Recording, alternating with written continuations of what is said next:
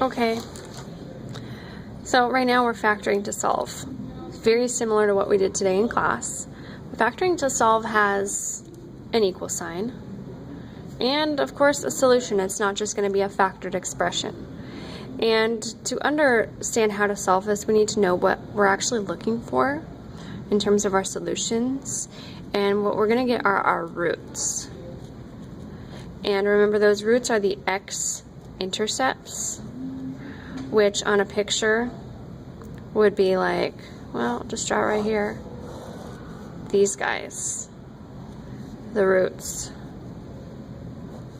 also the solutions. So I'm going to factor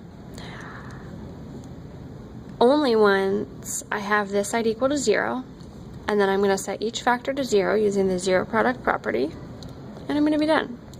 So this side isn't equal to 0. First I'm going to subtract 3. And I selected 2 problems here that are of the more challenging type because those are probably the ones you want to see more examples of. So this is ready to be factored. I'm going to check to see if this is factorable. If it's not, then I'll use something like completing the square or the quadratic formula, and those will also give me the roots or solutions. But for now, I know that I need to factor this. I know that the first terms need to multiply to 2. Well, that's going to be 2x times x. That would be 2x squared when I multiply those. And then I don't know where the last terms go, but I know that it's going to multiply to 3. So that's either going to be 1 and 3 or 1 and 3 here. And I'm going to test each of those. So I did 2 times 3, then I need to use the 1. So 2 times 3 is 6, and 1, I can make that equal to -5. So I do x minus 3 to x plus 1, and that gives me -6x plus 1x. And altogether that's -5x. So now I know that this is my answer. I'm going to just scribble those out. 2x plus 1 times x minus 3 equals 0. Now I use my zero product property. What does that mean?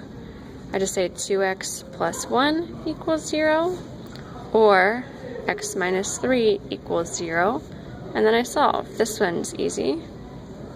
X equals 3, or here I subtract 1.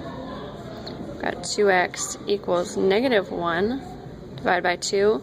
It is a really good idea to show all of our work. So the next could be either -1/2 or 3.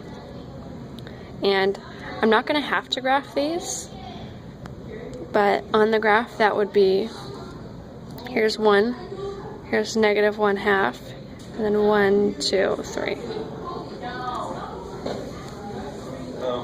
Hi. And then this one is harder.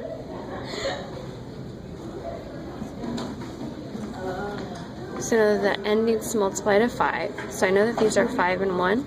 I don't know which one's negative or which one's positive. And then my 6 could be either 6 and 1 or 2 and 3. So if I tried 6 and 1, if I put 6 here, that'd be 6 and 5. That won't work. And if I put 6 here, that'd be like 30 and 1. That won't work either. So I'll try 2 and 3. So put 2 here and 3 here. These are the ones that have the x. And I'll just test. I've got 2x, 15x. There's no way to make 7 from that. So then we're going to just cross these out and try again. 5 and 1 here. So 2 times 5 is 10, and 3, I can make that into 7 by having a plus 3, a minus 10. So the minus 10 would be -5 plus 1. So 2x plus 1, and then 3x minus 5 equals 0. Set each of these to 0.